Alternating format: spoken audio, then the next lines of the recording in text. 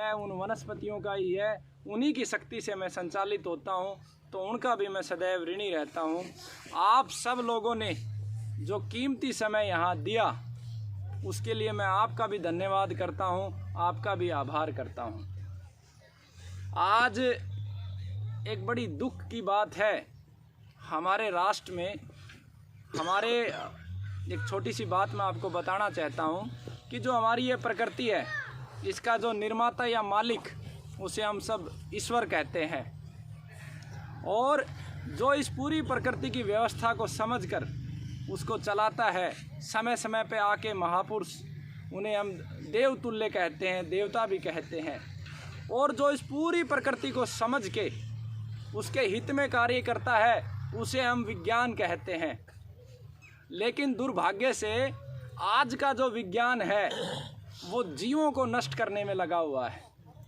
और उसी का एक उदाहरण मैं आपको देता हूँ कि आज हमारा सूर्य भगवान जब निकलता है सुबह, उसके निकलने से लेके और छिपने तक 50,000 गौमाताएं काट दी जाती हैं। आप कल्पना करो कि हम लोग, मेरी बातें आपको बुरी लगेंगी लेकिन मेरे मन की पीड़ा है, आप कल्पना करो कि हम लोग सुबह से लेके शाम तक ये कहते हैं कि गौ माता हमारी माता है। वो है, वो इस पूरी सृष्टि की माता है। मैं आपको ये सिद्ध करके दिखाऊंगा, सबूत भी मैं आपको दूंगा कि वो इस पूरी सृष्टि की जननी है, उसके बगैर कुछ संभव नहीं है। लेकिन फिर भी 50,000 गौ माताएँ भारत में काटी जाती है। उस भारत भूमि पे जिसमें कभी भगवान श्री राम ने जन्म लिया था, भगवान श्री कृष्ण ने जन्म लिया, भगवान परशुराम ने जन्म लिया, उस भारत भूमि पे। और जिस भारत भूमि पे आज भी लाखों लोग गौमाता के लिए निरंतर कार्य कर रहे हैं, फिर भी 50,000 गौमाताएँ काटी जाती हैं। आप लोगों का मैं ज़्यादा समय नहीं लूँगा। मैंने 3 चीज़ों की बात करी। शरीर का सुख, 3 सुख मुझे जो महसूस होता है, मनुष्य के 3 सुख हैं। शरीर का सुख, दूसरा सुख मन का सुख, और तीसरा सुख मुझे कभी कभी काल्पनिक लगता है लेकिन भौतिक सुख। तो सबसे पहले जो शरीर का सुख है, शरीर का सुख मनुष्य बिना शरीर के सुख के नहीं रह सकता। शरीर का सुख क्या होता है? शरीर का सुख होता है कि आपका शरीर बीमारी मुक्त हो, आप जो काम करना चाहें करें, अच्छे से आप चल फिरो। पहले हमारे पूर्वज करते भी थे, 80-90 साल की उम्र में वो चलते भी थे, खेत का कार्य भी करते थे। आज भारत में शरीर का सुख दिखाई नहीं देगा। आप अगर किसी भी घर को, अपने घर का मूल्यांकन करना कि अगर घर में 5 सदस्य हैं तो 3 से 4 सदस्य बीमार जरूर मिलेंगे। उसके आंकड़े भी अगर आप जुटाओगे तो भारत में जो 130 करोड़ आबादी है, उसमें से 120 करोड़ से ज़्यादा लोग बीमार हैं। क्यों? शरीर का जो दुख हमें मिला हुआ है। कैंसर के रोगी भारत में बतेरे हैं। शुगर की बात करूं तो 8 करोड़ से ज़्यादा शुगर के रोगी हैं। किडनी की बात करूं तो 6 करोड़ से ज़्यादा है। दमा, अस्थमा, टीबी की बात करूं तो 50,000 हर महीने मौत हो जाती है। करोड़ों रोगी उसके हैं। बीपी हाई के करोड़ों रोगी हैं। जोड़ों के दर्द के रोगी हैं, पेट के रोगी हैं, बीमारियां ही बीमारियां। तो शरीर का सुख कहाँ गया?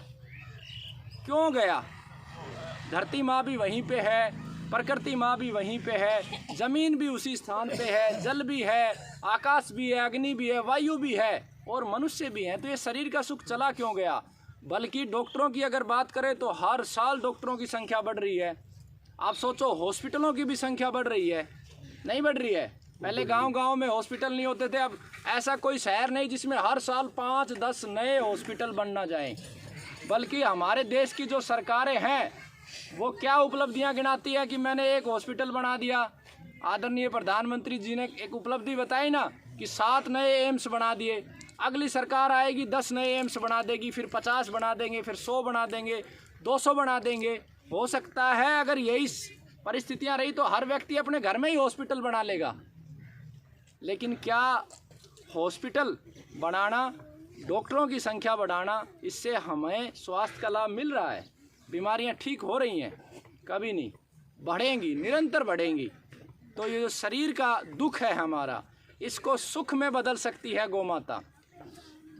बीमारियों से मुक्त हमें कर सकती है। दूसरा, शरीर का सुख कब मिलता है? जब हम स्वादिष्ट भोजन करते हैं, ताकतवर भोजन करते हैं, जिससे हमारे शरीर को ताकत मिले और हमारे मस्तिष्क को बुद्धि मिले।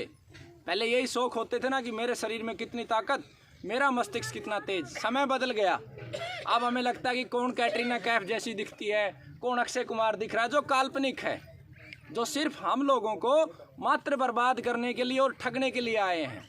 जिस जिस घर में टेलीविज़न जितना ज़्यादा देखते जाएंगे, वहाँ उस घर में कलेश बढ़ता जाएगा, प्रेम का अभाव बढ़ता जाएगा, इनकम कम होती जाएगी। क्यों?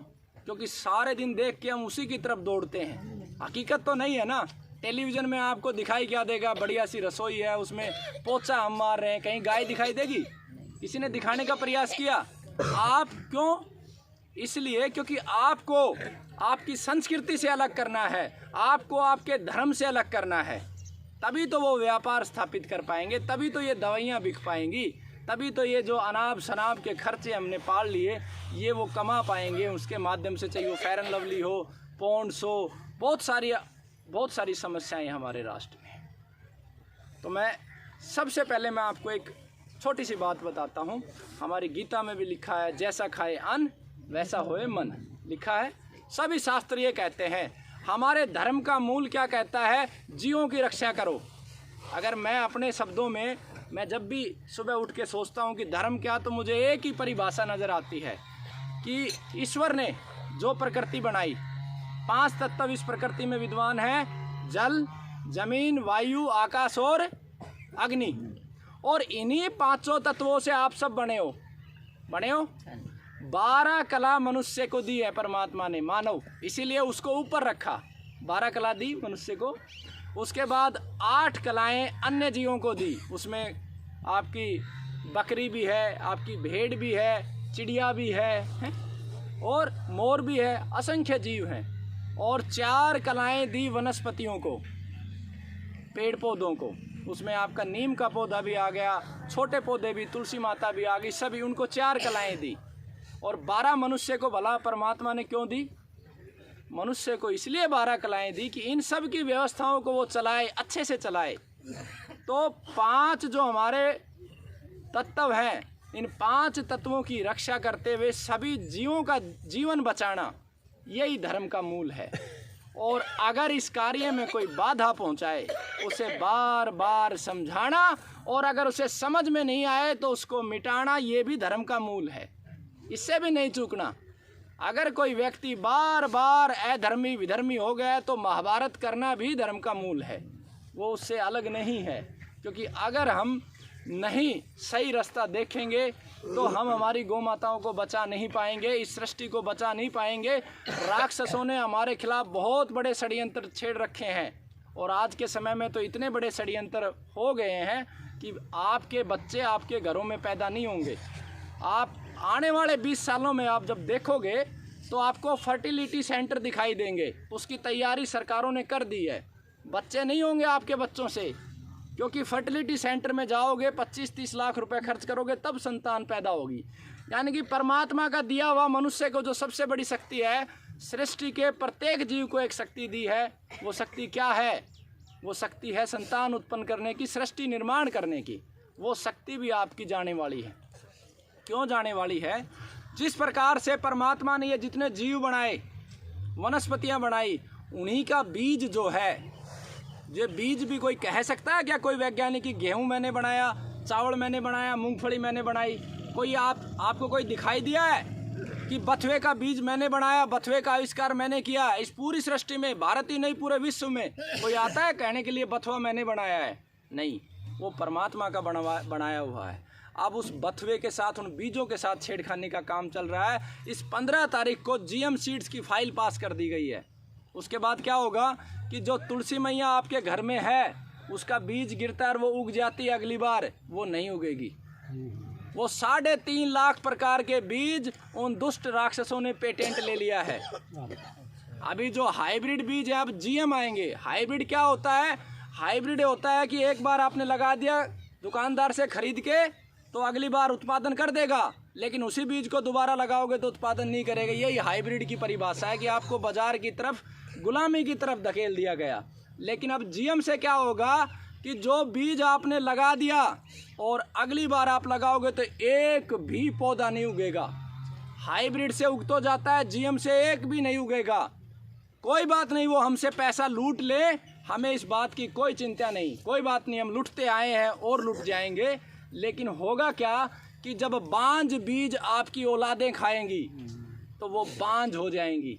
आज जो 3 करोड़ कैंसर के रोगी खड़े हैं इस राष्ट्र में, वो हर घर में 3-3, 4-4 हो जाएंगे। आप कल्पना करो, जो पैसा आपने आईसीआई बैंक में, एसबीआई में और एक्सिस में डाल दिया है, 5 करोड़, 10 करोड़, 20 करोड़, आपने जो 4 मंजिला इमारतें खड़ी कर दी हैं, जो आपने गाड़ियां और सोना इकट्ठा कर लिया है, वो आपकी संतान के कैसे काम आएगा? आपकी आने वाली अगली पीढ़ी तो जन्म ही नहीं लेगी, उसकी क्षमता निरंतर कम होती जाएगी।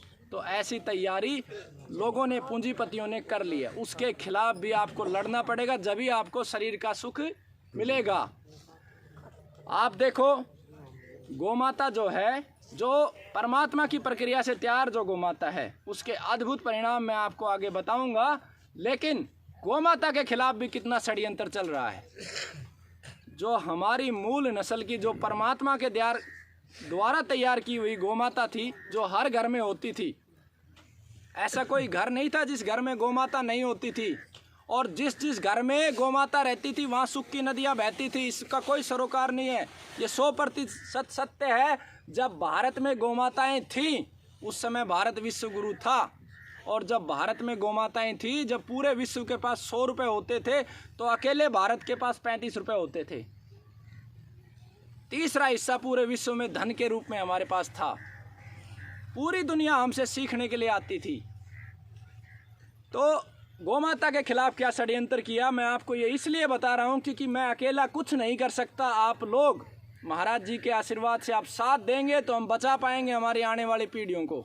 सबसे पहले विदेशियों ने आपके मस्तिष्क में ये डाला कि ये जो जर्सी गाय है, ये भी गाय है। उसके पीछे गाय क्यों लगाया? ताकि लोग भ्रमित हो जाएं। लालच दिखाया आपको कि ये ज़्यादा दूध देती है।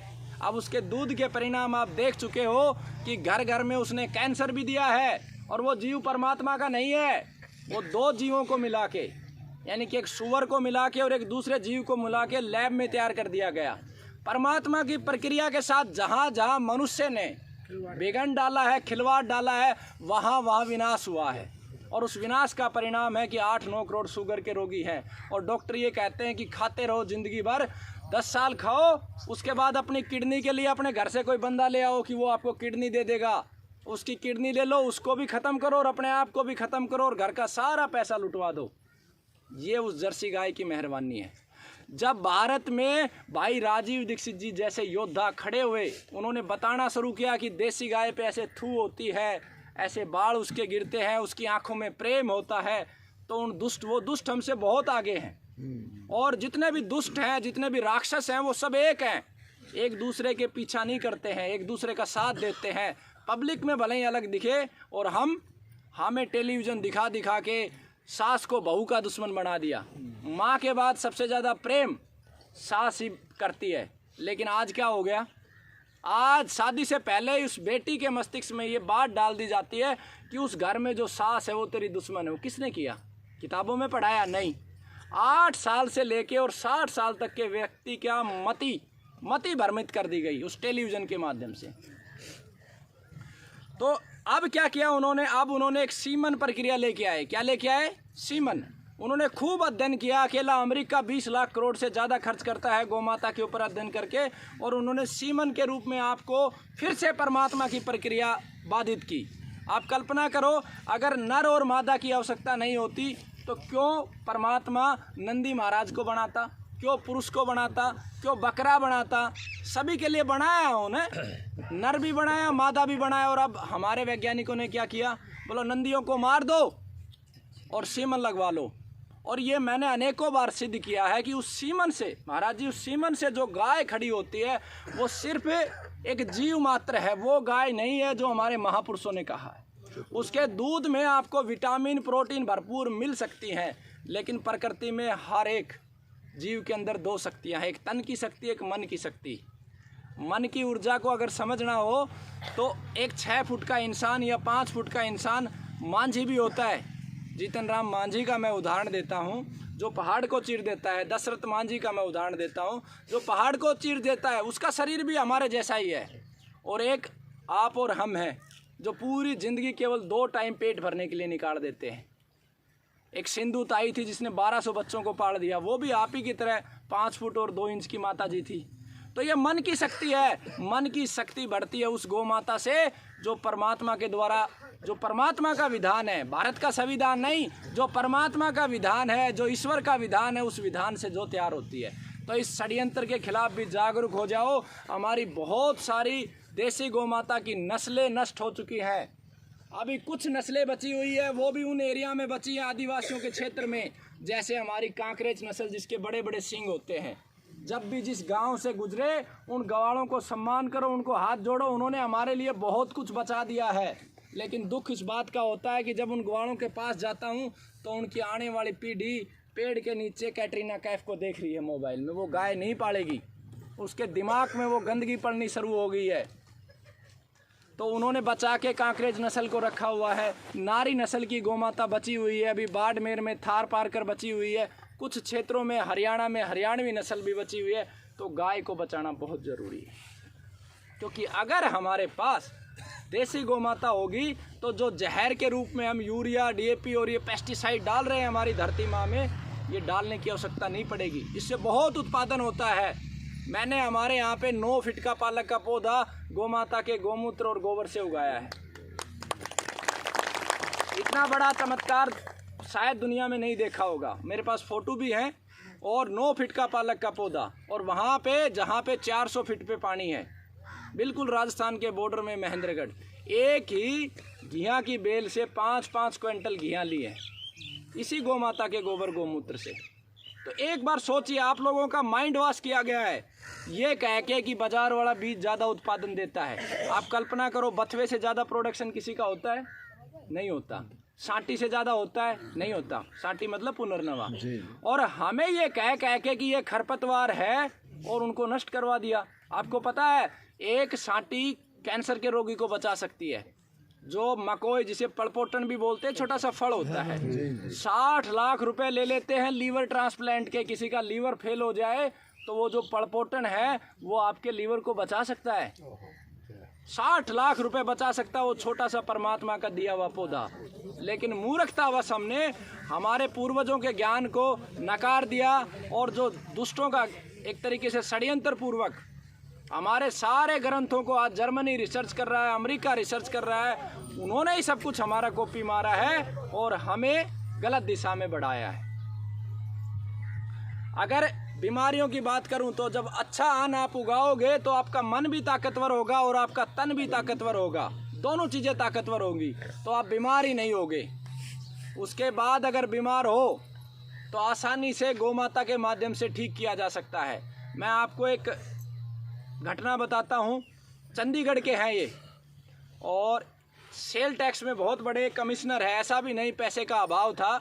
उनकी माँ की उम्र 70 वर्ष, और डॉक्टरों के पास लेके गए तो उन्होंने बोला जी कैंसर है, एक किडनी निकालनी पड़ेगी, एक किडनी निकालनी पड़ेगी, 4-5 महीने जिंदा रहेंगी, उससे ज़्यादा नहीं जिंदा रहेंगी।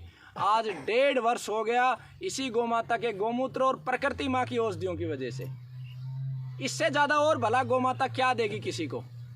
और मैं नंबर भी उनके देता हूँ।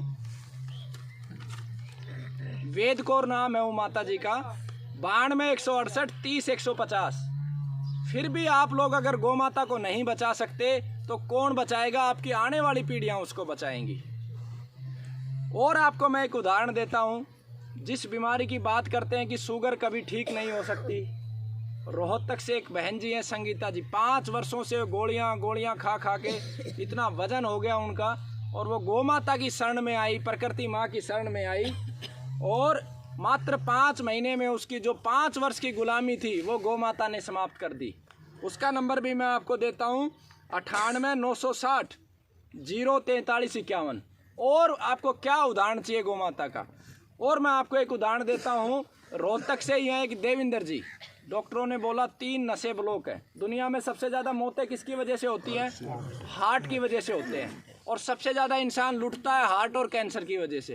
एक नस 95% ब्लॉक और 2 नसें 70% ब्लॉक। उसको गौमाता के विषय में जानकारी हुई, वो गुरुकुल तक पहुंचा, 3.5 महीने में बिल्कुल ठीक।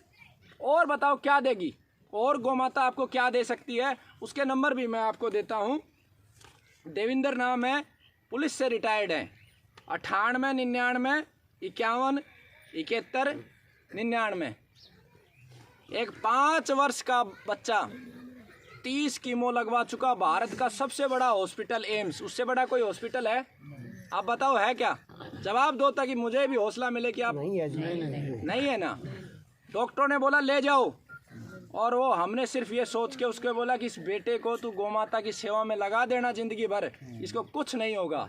उसको गौमाता और प्रकृति माँ की औषधियाँ दी, और आज उस बच्चे को देख के अगर कोई ये बता दे ये बीमार है, उसको आस पड़ोस के लोग देख के नहीं बता सकते कि इसको कभी कैंसर था और ऐसी स्थिति में था। उसके नंबर भी मैं आपको देता हूँ 7988829871। ऐसे 11,000 से ज़्यादा उदाहरण हमारे पास हैं। आपके पास समय का अभाव है, इसलिए मैं आपको, कभी किसी को शंका हो गौमाता के विषय में, अभी एक MBBS डॉक्टर मनोज मित्तल जी, उन्होंने गौमाता के गोबर का रस पी लिया। हम लोग जागेंगे नहीं तो हमें घर घर में आके लोग मारेंगे। उस MBBS डॉक्टर के संस्कार जगे थे, उन्होंने बोला कि इससे बहुत सारी बीमारियां ठीक होती है। आपको पता है जिससे आपका मीडिया चलता है, आप पैसा देते हो मीडिया को, उस मीडिया ने उसकी डिग्री रद्द करने की मांग कर दी, बोले इसने गोमूत्र क्यों पी लिया।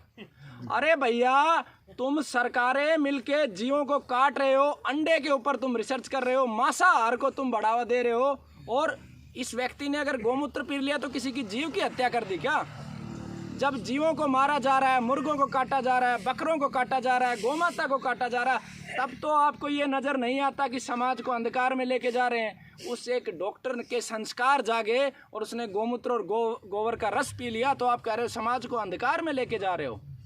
और उसके पक्ष में कोई नहीं खड़ा हुआ। हमने उसके सम्मान में उसके पक्ष में कार्यक्रम रखा, और 100 से ज़्यादा रोगी साक्षात खड़े करके दिखाए कि इसी गोबर के रस से और गोमूत्र से ठीक होता है।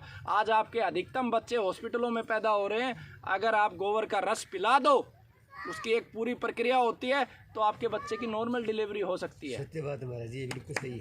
और इससे ज़्यादा बताओ क्या गौमाता देगी आपको? बिल्कुल सही है महाराज, ये सच्ची बात है महाराज। तो अनेकों, और हमारी संस्कृति के अंदर तो हजारों उदाहरण है।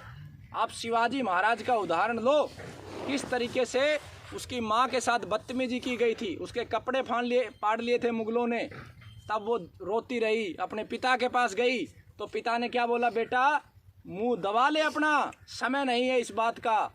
जब उसका विवाह हुआ तो पति के सामने रोई कि मेरा ऐसे अपमान हुआ था, मुझे बार बार वो दृश्य नज़र आता है। तो उसके पति ने भी क्या कहा, उसके पति ने कहा कि समय नहीं है, चुप हो जा, सहन कर ले, सहन करने का ही समय है।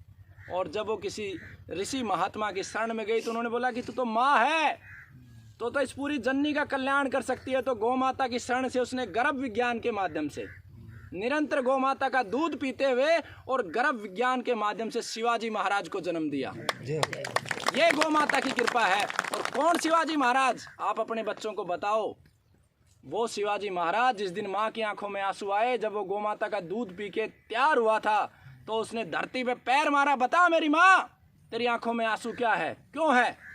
और उस शिवाजी महाराज ने अपनी माँ का अपमान का ही बदला नहीं लिया, बल्कि पूरी जो गुलामी की एक दास्ता थी, अत्याचारों की एक दास्ता थी, उस पूरी अत्याचारों की दास्ता को मिटा दिया। ये गौ माता की कृपा है। और गौ माता क्या देगी? गौ माता आपके घर में साक्षात कृष्ण भगवान जैसा बच्चा दे सकती है, संस्कारवान दे सकती है, बड़े बड़े वैज्ञानिक गौ माता तैयार कर सकती है।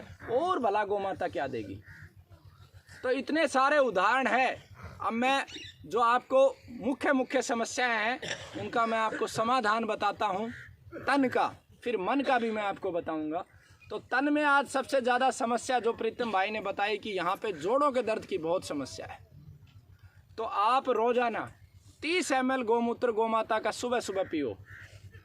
जिन लोगों को गर्मी ज़्यादा लगती है वो उस गोमूत्र में आधा चम्मच सौंफ और जीरा डाल के उबाल के पियो।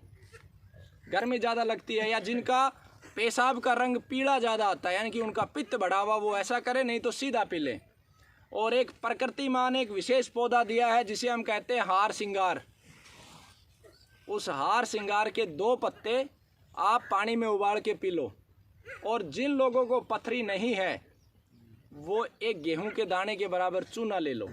जिनको पथरी नहीं है पानी में ले लो, लस्सी में ले लो या फिर मूंग की दाल में ले लो, आपका जोड़ों का दर्द ठीक हो जाएगा। मेरे पास एक माताजी रोहतक से थी और 14 वर्षों से लगातार पेन किलर खा रही थी। मात्र 4 महीने में उसका 20 किलो वज़न कम हो गया, 108 किलो के करीब वज़न था उनका। और जो 14 वर्षों की अंग्रेजी दवा की गुलामी थी, पेन किलर खा खा के लीवर और किडनी अपना ख़राब कर लिया था, वो दवा छूट गई। अब चलती हैं खुद इसी विधि से। और अगर आपके पास गौमूत्र नहीं है, गौमूत्र नहीं पी सकते हो, तो प्रकृति माँ ने बेशकीमती औषधियाँ दी हैं, आपको मैं बताता हूँ। आप हार श्रृंगार के पत्ते ले लो, सतावर ले लो, 100 ग्राम सारी औषधियाँ ले लो। 100 ग्राम हार श्रृंगार के पत्ते, 100 ग्राम सतावर, 100 ग्राम अश्वगंधा, ठीक है, और 100 ग्राम इंद्रायण, और 100 ग्राम अगर संभव हो तो सफ़ेद मूसली ले लो। इन सब का पाउडर बना लो और 3 ग्राम रात्रि में दूध के साथ ले लो, आपका जोड़ों का दर्द ठीक हो जाएगा। अगर गौमूत्र कहीं उपलब्ध नहीं है तो। जोड़ों के दर्द से बहुत लोग परेशान हैं। जोड़ों का दर्द का एक बड़ा कारण ये भी है कि आपने एल्युमिनियम के बर्तन घरों में ले आए। पता है, ये एल्युमिनियम के बर्तन जब हमारे भगत सिंह ऐसे दहाड़ते थे ना भूखे, 50-50 दिन तक भूखे रह के भी आपके जो बच्चे दहाड़ते थे, और एक एक हमारा योद्धा 50-50 अंग्रेजों को ऐसे गाजर मूली की तरह लपेट देता था, तो उन्होंने दिमाग लगाया था कि इनको कैसे बीमार करें। तब वो एल्युमिनियम के बर्तन लेके आए थे। आज सिल्वर कह कह के बेच रहे हैं। सिल्वर का मतलब होता है चांदी। चांदी बहुत अच्छी है, तो वो घरों से वो निकालो। आप जो कुकर के अंदर आप दाल पका रहे हो, वो बीमारी का घर है, ठीक है, तो उसको निकालो। मिट्टी के बर्तन, लोहे के बर्तन, ऐसे बर्तनों में खाना बनाओ तो आपको जोड़ों का दर्द ठीक हो जाएगा। जोड़ों के दर्द के बाद सबसे बड़ी समस्या होती है, आज शुगर की लगभग लोगों को समस्या है। तो शुगर के लिए प्रकृति माँ ने बहुत बहुत अद्भुत कृपा की हुई है। आप 100 ग्राम की मात्रा में मैं आपको कुछ औषधियाँ बता रहा हूँ, आप रुचि लो, थोड़ा सा मेरा जोश बढ़ेगा। हाँ जी। तो 100 ग्राम आप गुड़मार, ऐसे 108 प्रकार की औषधियाँ परमात्मा ने दी हैं। 100 ग्राम आप गुड़मार लेंगे, 100 ग्राम क्या लेंगे, मेथी दाना, और 100 ग्राम आप लोगे कढ़ी पत्ता, और 100 ग्राम आप क्या लेंगे, 100 ग्राम आप लेंगे दालचीनी, और 100 ग्राम आप लेंगे तेज पत्ता, और 100 ग्राम करेले के बीज, और 100 ग्राम आप लेंगे जामुन की गुठलियाँ, और 100 ग्राम कड़ू चिरायता। इस क्षेत्र में पानी ज़्यादा है इसलिए कुछ औषधियाँ मैंने ज़्यादा बढ़ा के बताई हैं। इन सब का पाउडर बना लो और ये 1-1 चम्मच सुबह शाम ले लो।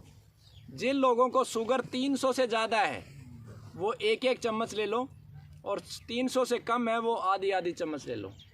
4 महीने आप लो। गेहूँ चावल ये बंद कर दो। गेहूँ हमारा नहीं है, गेहूँ विदेशों से आया है। गेहूँ चावल को बंद कर दो, और बंद नहीं कर सकते तो कम कर दो। हमारे जो मोटे अन्न है जिनमें फाइब्रिड की मात्रा ज़्यादा है, जो बाजरा, जवारी, मिलेट्स आते हैं, मक्का आता है, चना आता है, इनको खाओ। 4 से 5 महीने में आपका शुगर बिल्कुल ठीक हो जाएगा। रोज़ाना इसके साथ 20 से 25 ml गोमूत्र जरूर लें। हमारे शरीर में जितने भी विकार हैं, आयुर्वेद कहता है वात पित्त कफ, ये 3 विकार हैं। ये विकृत हो जाएं तो बीमारियां ही बीमारियां होती हैं। कफ विकृत हो गया तो खांसी, जुखाम, बुखार, पित्त हो गया तो पेट के रोग, लीवर के रोग, किडनी के रोग, और वात विकृत हो गया तो जोड़ों का दर्द, कहीं हार्ट अटैक, कहीं पे आपका मिर्गी आना शुरू हो गया। तो इन सब रोगों को ठीक करने के लिए एक दवा जो है, वात पित्त कफ तीनों को संतुलित कर देता है, वो है गोमूत्र। और किसी का वात खराब हो जाए, जोड़ों में दर्द ज़्यादा हो, तो 1 गिलास देसी गौमाता का जो दूध है, उस दूध में 1 चम्मच गाय का घी डालो, अच्छे से फेंटो और उसे पी लो, बिल्कुल ठीक हो जाएगा। अरे इतने अमीर लोग थे हम, हमारे घरों में मटके के मटकों में घी धरा होता था, बड़े बड़े मटके रखे होते थे जी, खूब बड़े बड़े जग। आज अगर किसी गरीब से गरीब घर में, मैं अपने घर का उदाहरण देता हूँ, एक बड़ा तांबे का बर्तन है मेरे घर में, मतलब एक छंद भी नहीं थी, उस समय भी तांबे का बर्तन था, आज उसकी कीमत 1 लाख रुपए है। जब हम इतने गरीबी के दौर में थे कि 2 टाइम का खाना भी नहीं मिलता था, तब भी हमारे पूर्वज बर्तनों पे इतना खर्च करते थे। आज हम क्या करते हैं, खाने पीने पे खर्च नहीं करते, बर्तनों पे खर्च नहीं करते, फालतू की चीज़ों पे खर्च करते हैं, कोल्ड ड्रिंक्स पे खर्च कर देते हैं। तो इस तरीके की व्यवस्था बनाओगे तो आप बहुत ताकतवर बनोगे। तो शुगर के बाद यहाँ पे सबसे बड़ी जो समस्या मेरे को पता चली कि यहाँ पे BP high, BP low, heart की बड़ी समस्याएं हैं। क्यों है हार्ट से संबंधित समस्याएं? अगर देसी गौ माता का घी आप खाओगे तो हार्ट की कभी समस्या आएगी नहीं, कभी आएगी नहीं। क्यों? 6 महीने का बच्चा भी देसी गौ माता का दूध पचा लेता है। आपने कभी देखा, किसी को सुना है कि किसी की गाय खो गई? इतना दिमाग तो आप लगा लो, सुना है? और अगर किसी की भैंस खो जाए तो 5-5 किलोमीटर तक लोग घूमते रहते हैं। घूमते नहीं घूमते? मैंने खूब देखा गांव में, किसी की भैंस खो गई, बोला मेरी भैंस खो गई, देखी क्या? मेरी भैंस खो गई, देखी क्या? ऐसा कभी किसी ने देखा है, सुना है कि मेरी गाय खो गई, देखी क्या? किसी ने सुना है? नहीं सुना, क्योंकि गौ माता में इतनी बुद्धि है, वो अपने आप उसे पता है कहाँ जाना है, कहाँ आना है, फिर भी आप दिमाग नहीं लगाते। भैंस का खिलाओगे, जर्सी का खिलाओगे, वैसे ही बच्चे होंगे आपके, वैसे ही बनेंगे वो। गाय का खिलाओगे, गौ माता की तरह संस्कारवान, आपको भी शक्ति देंगे, सामर्थ्य देंगे, बुद्धि देंगे। तो पहले तो ये चिकनाई के रूप में भैंस का घी हटा दो, जर्सी का घी हटा दो, और जो ये रिफाइंड के नाम पे जहर आपके दिमाग में डाल दिया गया, इसको हटा दो, फिर आपको हार्ट की समस्या नहीं आएगी। फिर भी किसी को समस्या आती है तो अर्जुन की छाल ले लो आप, ठीक है? 5 ग्राम अर्जुन की छाल सुबह उबाल के पियो, 5 ग्राम अर्जुन की छाल शाम को उबाल के पियो। 20 तुलसी माता के पत्ते ले लो, उस तुलसी माता के पत्तों को अगर सर्दी है तो गोमूत्र में उबाल लो 30 से 40 ml, और अगर गर्मी है तो 20 ml गोमूत्र लेके उसमें उबाल लो और उसको पी लो, ऊपर से पानी पी लो। और 1 लौकी, 1 गिलास जूस लौकी का, उसमें 5 काली मिर्ची, 2 लहसुन की कड़ी डाल लो, 10 पुदीने के पत्ते डाल लो और तुलसी के पत्ते डाल लो, वो जूस निकाल लो, वो पियो। आपका कितना भी बड़ा ब्लॉकेज हो, गेहूं चावल को कम कर दो या छोड़ दो, फल फ्रूट कच्ची सब्जियां ये खूब खाओ, आपका ब्लॉकेज बिल्कुल समाप्त हो जाए। बीपी हाई हो या बीपी लो हो, अगर बीपी लो हो तो अर्जुन की छाल के साथ गुड़ का भी सेवन करो या उस काढ़े में गुड़ मिला लो। और अगर बीपी हाई हो तो अर्जुन की छाल के साथ साथ आपको जो शिव भगवान पे चढ़ाते हैं, पता है? बेलपत्र। पहले ऐसे नहीं करते थे कि बेलपत्र चढ़ा दिए और उठा के गंदे नाले में डाल दिए, नहीं। हमारे मंदिरों में भी बहुत विकृतियां आ गई हैं। जितने भी पत्ते चढ़ते थे उनका प्रसाद बनता था। आपको पता है कि भस्म देते थे मंदिर में, जितने भी पुजारी होते थे, महात्मा संत महात्मा होते थे, भस्म देते थे, वो हर बीमारी को ठीक कर देती थी। वो भस्म में क्या होता था? जब दुनिया में किसी भी चीज़ को महाराज जी जलाया जाता है तो उसके गुण कम होते हैं, लेकिन गौ माता का जो गोबर होता है, जो हम हाथ में लेके उसे सुखा लेते हैं, और जब वो जल्दी से सुखाना होता है ताकि उसमें जीव ना पड़े, और उसको गाय के घृत के साथ जब जलाया जाता है तो जितनी बार आप उसको जलाओगे उतनी बार उसमें ऑक्सीजन बढ़ती जाएगी। 42% तक ऑक्सीजन गौ माता के गोबर की भस्म में होती है, और वही भस्म की पुड़िया आपको मंदिरों में दी जाती थी, और वो हर बीमारी में काम करती थी, क्योंकि जहाँ शरीर में ऑक्सीजन बढ़ेगी हर बीमारी को दूर करेगी। इस धरती पे चलने वाला एक भी ऐसा जीव नहीं है जो 24 घंटे ऑक्सीजन दे। कोई है तो बता दो, है जो 24 घंटे ऑक्सीजन दे? लेकिन है वो गौ माता जो 24 घंटे ऑक्सीजन देती है। ये हमारे शास्त्रों में कहा गया है कि गौ माता के पास हर समस्या का समाधान है। क्यों है? तन की समस्या कहाँ? बीमारी। तो जब गौ माता के पास आप रहोगे तो ऑक्सीजन बढ़ेगी, जब शरीर में ऑक्सीजन बढ़ेगी तो बीमारियां हारेंगी, खत्म होंगी। तो तन की समस्या का समाधान है, और मन की समस्या का समाधान भी गौ माता के पास है। वो सात्विक ऊर्जा वहाँ जो जनरेट होती है, ऑक्सीजन को बढ़ाती है, तो आपके मन के नकारात्मक विचार खत्म हो जाते हैं, वो गोमाता के पास है। इसके बाद कैंसर बहुत तेजी से फैल रहा है ना, तो कैंसर का उपचार भी गोमाता के पास है। अगर कोई कैंसर का रोगी हो तो उसको आपको क्या करना है, आपको बस एक देसी गोमाता जो मैंने बताई परमात्मा की प्रक्रिया से, लोग फिर गोमाता को दोष देते हैं, हमने हमारी गोमाता की भी विकृति कर दी क्योंकि हाइब्रिड खिला रहे हैं हम उसको सीमन हम लगवा रहे हैं और बाद में कह रहे हैं देखो ये गोमाता रात को भी खाना खा रही है। अरे तुमने अपना उत्तरदायित्व नहीं निभाया, जो मनुष्य का उत्तरदायित्व था तुमने नहीं निभाया, उसका प्रभाव इन जीवों पे भी आ रहा है, गोमाता पे भी आ रहा है। और दोष किसको दे रहे हो? गोमाता को। भाई जंगल चरने के लिए आपने गोमाता के लिए छोड़ा नहीं, वो जड़ी बूटियाँ कहाँ खा के आएगी? घर में आप यूरिया DAP और जहर डाल के उगा रहे हो, तो उसको जहर देने लग रहे हो। फिर आप कहते हो कि गोमाता रात्रि को खा रही है, देखो गोमाता भी थैलियाँ खा रही है। कमियां आप ले आए गोमाता में और दोष गोमाता को आप दे रहे हो।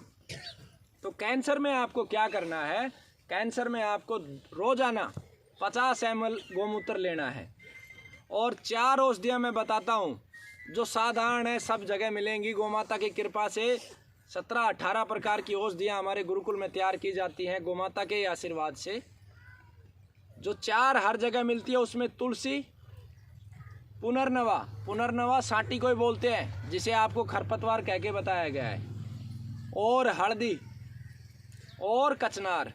अब हल्दी के अंदर बहुत सारी वैरायटियां हैं। हल्दी में सबसे ज़्यादा करक्यूमिन किसके अंदर है? अभी बाज़ार में जो मिलती है उसके अंदर आमा हल्दी बोला जाता है, काली हल्दी। और काली हल्दी से भी ज़्यादा करक्यूमिन है लेकोडोमा, नागालैंड में तैयार होती है, जो विदेशों में एक्सपोर्ट होती है। उसमें 5% से लेके 12% तक करक्यूमिन होता है।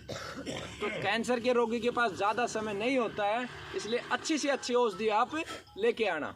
इन 4 औषधियों को लेके 100-100 ग्राम पाउडर बना के अलग अलग रख लो, रात्रि में भिगो दो 5-5 ग्राम, और सुबह पानी में उबालो और पिलाओ, और 50 ml गोमूत्र रोजाना उसको पिलाओ, सुबह भी और शाम को भी, तो निश्चित रूप से ठीक होगा।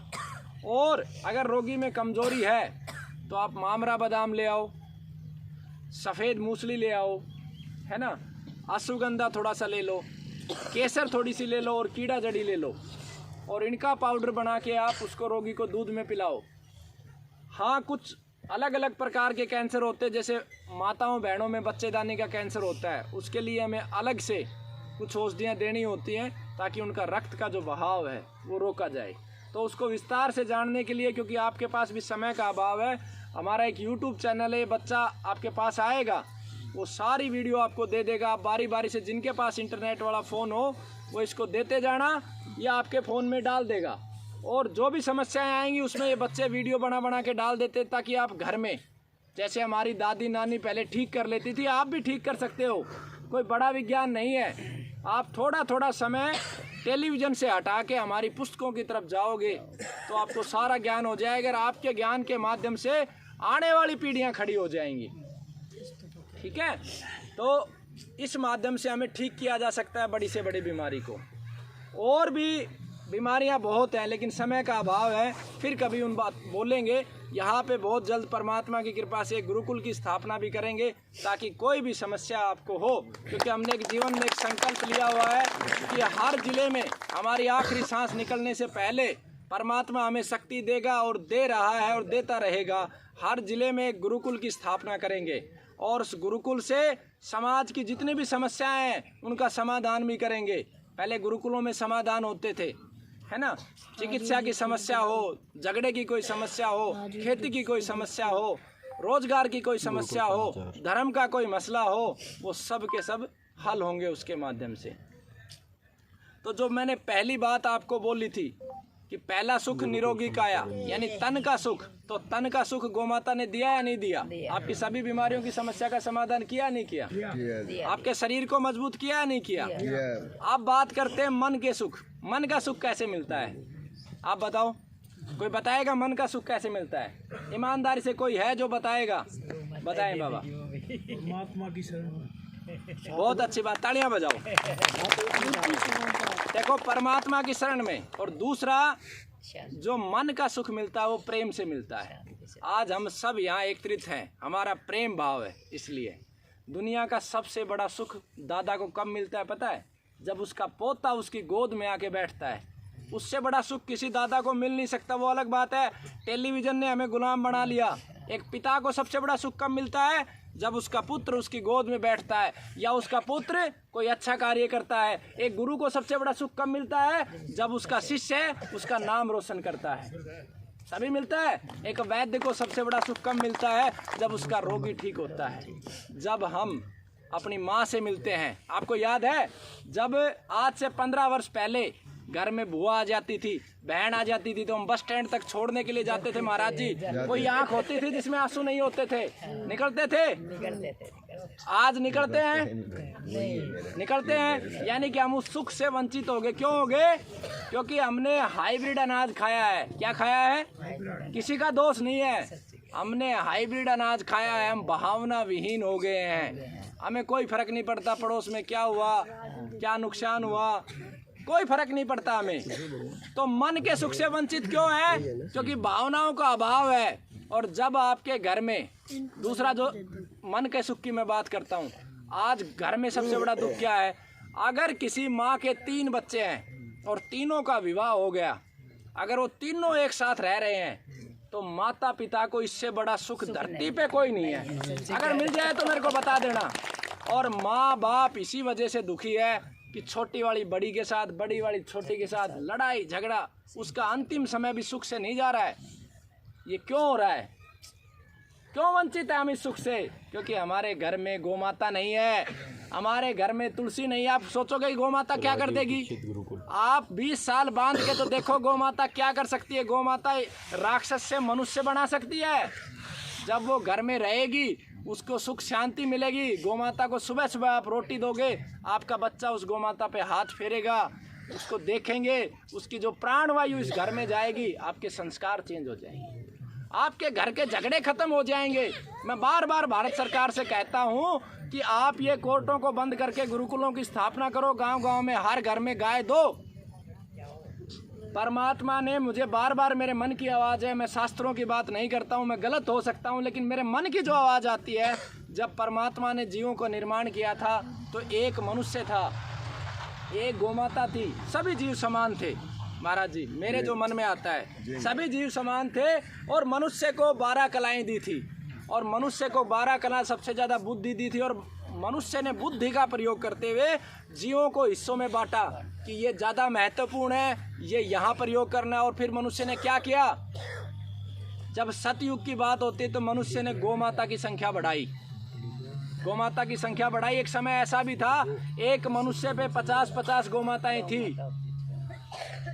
लेकिन जैसे जैसे मनुष्य की बुद्धि घटती गई, वैसे वैसे गौ माताओं की संख्या घटती गई। हमारे पूर्वजों ने जंगलों को यूं ही नहीं खड़ा किया था, बहुत सोच समझ के। हमारी जो संस्कृति है वो चींटी से लेके शेर तक की रक्षा करती है, कोई संस्कृति नहीं करती। हमने मेरी जो नानी है, मेरे नाना जी, मेरी माँ की उम्र जब 3 वर्ष थी उस समय समाप्त हो गए थे। लेकिन मैंने बचपन से जो देखा, मतलब खाने के दाने नहीं होते थे मेरे घर में, लेकिन मेरी नानी ने कभी किसी को भूखे पेट नहीं जाने दिया। एक गाय हम रखते थे, भूखे पेट किसी को नहीं जाने दिया। बेटा खा ले, बेटा खा ले, लस्सी पी ले, बेटा रोटी खा ले। आज मनुष्य को देखते ही माथे में तोड़ी पड़ जाती है। कैसे मिलेगा मन का सुख? अरे कैसे मिलेगा? अरे वो भी मनुष्य थे जब, मतलब भूखे समय में जब खाने को दाने नहीं थे, फिर भी छत पे दाने रखते थे। भले खुद एक टाइम खा लो, लेकिन चिड़िया, मोर, पक्षियों के लिए कुछ दाने छत पे डालते थे। पानी का एक वो बर्तन रखते थे कि पक्षी पानी पी जाएगा। तो मन का सुख जब मिलेगा जब जीवन को आप समझोगे। और जीवन क्या कहता है? जीवन कहता है, आज हमने क्या कर लिया? हमने निर्जीव चीज़ों के साथ ज़्यादा समय बिताते हैं। हम टेलीविज़न के साथ समय बिताते हैं, हम दीवारों पे प्लास्टिक का पेंट कर रहे हैं, हम 4-4 मंजिला मकान बना रहे हैं सीमेंट लगा लगा के, और हम बड़ी बड़ी गाड़ियाँ खरीद रहे हैं। सब निर्जीव, उन्हीं के साथ रह रहे हैं। हम आपस में बात नहीं कर रहे, मोबाइल में देखे जा रहे हैं। तो जीवन का अर्थ ये कहता है कि जीवों के साथ और वनस्पतियों के साथ मिलके जो समय बिताया जाता है, सुखपूर्वक समय, वही जीवन है। आज हम समझ रहे हैं कि सोना आ गया, चांदी आ गया, टेलीविज़न आ गए, मकान ही मकान खरीद लिए, ऊपर कई मंजिला बना ली, ये जीवन है? नहीं, ये जीवन नहीं है। इसीलिए आपका प्राणवायु कम हो गए। जो मनुष्य कभी 200 वर्ष तक जीता था बिना किसी दवा के, आज वो 60-70 पे हॉस्पिटल में, जन्म भी हॉस्पिटल में और मरण भी हॉस्पिटल में। और गर्व भी महसूस करते हैं हम। आप एक गाय नहीं रख सकते, लेकिन आप गर्व करोगे कि भाई मेदांता में 50 लाख रुपए खर्च कर दिए हमने, तो बचा नहीं पाए। करते हैं ना, पूरे 12 दिन तक हम जिक्र करते जी 40 लाख लगा दिए। अरे उसकी जगह अगर एक गाय घर में ले आओ, आज ही आप इतने लोग बैठे हो, एक एक गाय। मेरी बात बहुत लोगों को बुरी लगती है, हमारे देश में बड़े पंथ बटे हुए हैं, मतलब धर्म के नाम पे कोई हिंदू, सिख, मुस्लिम, ईसाई, कोई आर्य समाज, कोई वो समाज, कोई वो फलाना समाज। मैं सबको एक बात कहता हूँ, इस समय 3 करोड़ गाय बची हुई हैं। 3 करोड़ में से भी आपकी 1 करोड़ तो जर्सी और मिक्स ये सब हैं, सिर्फ 2 करोड़ गाय बची हुई है। अगर धर्म को मानने वाले लोग इस देश में अगर 2 लाख भी हो तो एक व्यक्ति 100 गाय रख सकता है, गाय कटने नहीं जाएगी। लेकिन हम सीधे सीधे पाखंड की तरफ बढ़ गए हैं। तो मेरी सबसे विनती है कि ये गौ कथा का जो लाभ आपको मिलेगा वो उनको मिलेगा जो आज इस गौ माता की कथा से उठ के अपने मन से ये संकल्प लेके जाएंगे कि हम जीव हत्या नहीं करेंगे, ना होने देंगे।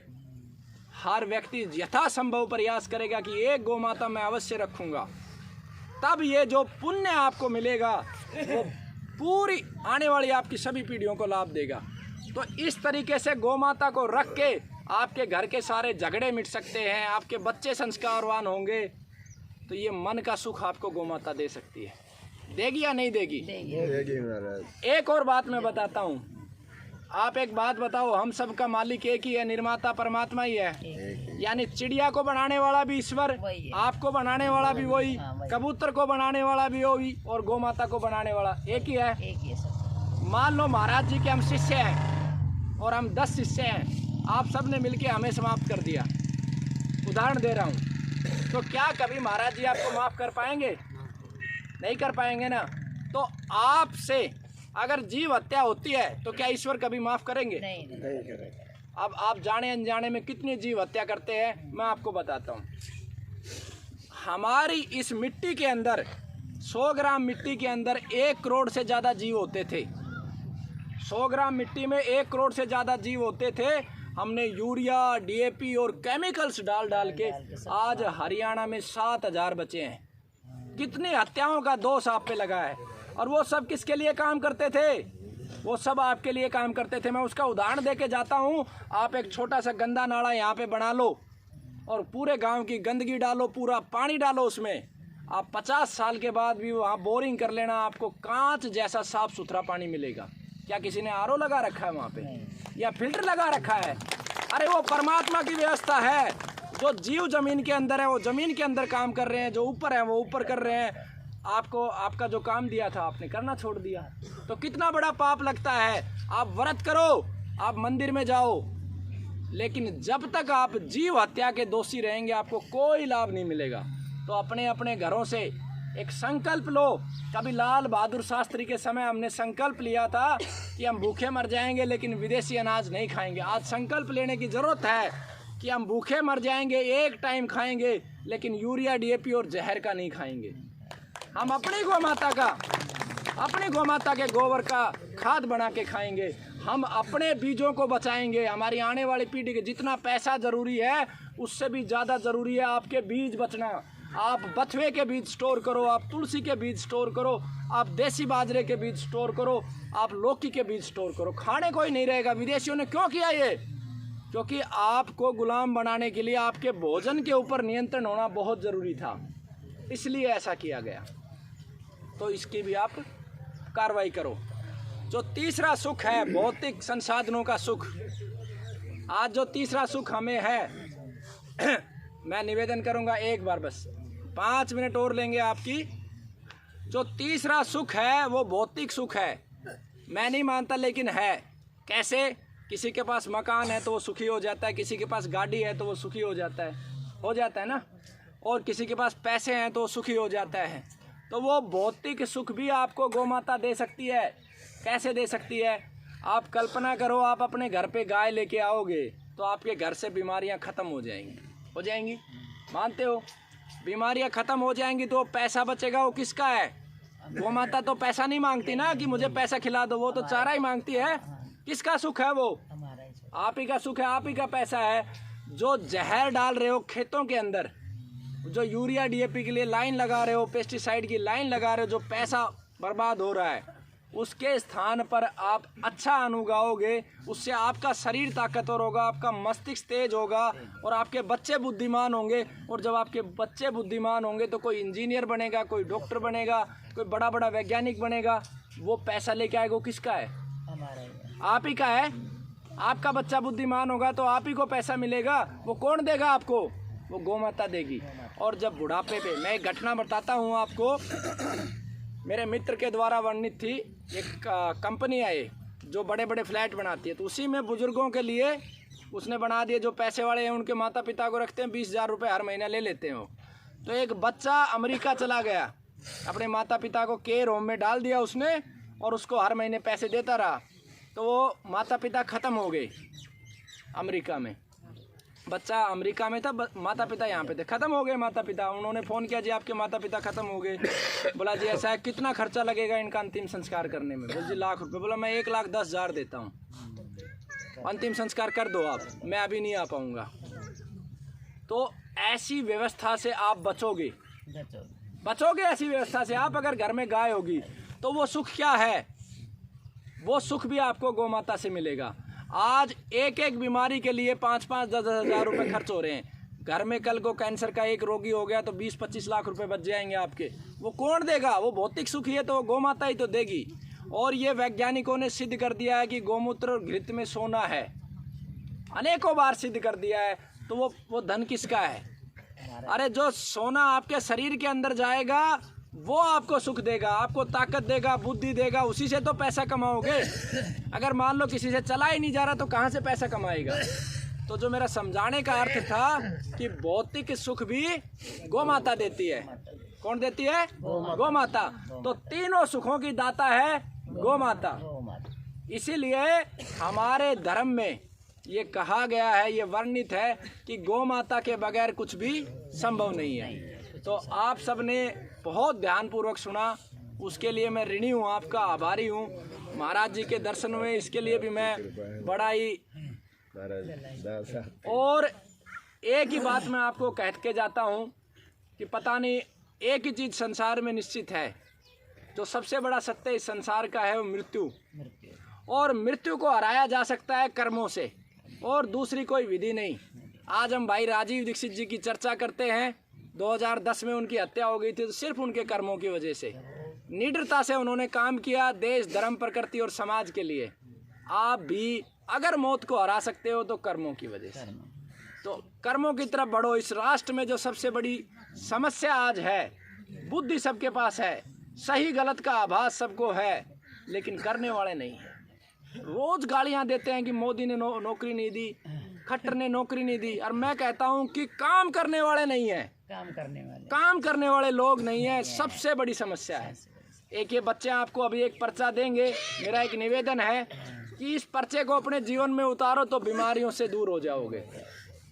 एक जो सबसे बड़ा, बाकी कारण आप पढ़ लेना, दुख का और बीमारियों का जो सबसे बड़ा कारण है वो कर्म है ना, वो सबसे बड़ा कारण है। जाने अनजाने में हमारे से कोई जीव की हत्या हो जाती है, किसी का नुकसान कर देते हैं, वो सब हमारी बीमारियों का कारण बनते हैं। तो हमारे कर्मों को सुधारें, हम सुख की तरफ हम बढ़ते जाएंगे। और अगर आज आप एक ये छोटा सा संकल्प ले जाएंगे जीवों को बचाने का और गौ माता का बचाने का, तो निश्चित रूप से आपकी आने वाली पीढ़ियां सफल ही सफल होंगी। आपका बहुत बहुत धन्यवाद। बोलो भारत माता की जय, वंदे मातरम, गौ माता की जय। आपका भी बहुत बहुत धन्यवाद।